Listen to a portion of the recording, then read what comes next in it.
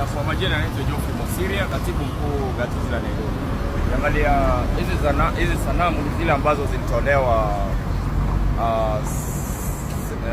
Central Park, tunataka ziweze kurudishwa, na naomba next time tafadhali usitoe hizi sanamu. Hii ni mali yenu. Tutunze mali ya serikali, tutunze mali ya wananchi, because this all belongs to you. So my request is, we just protect what belongs to the people of Nairobi. We just protect what belongs to you, the citizens of Kenya. Because we destroy this, again it will require you to spend taxpayers' money. Kama hii walingoja hii waling'oa mkia yake. Angalia, hii waling'oa mkia yake, na hii pembe moja iling'olewa.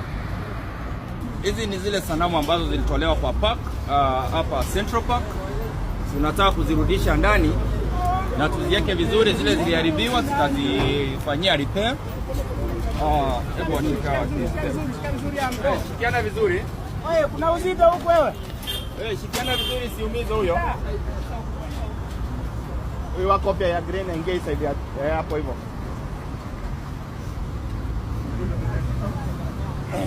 Ukiangalia huyu waling'oa pembe moja. Mkia hiyo iko. Huyu pia hii sanamu ya buffalo waling'oa. Shika vizuri siangukie. Zito iko hapa hivi pesa yako.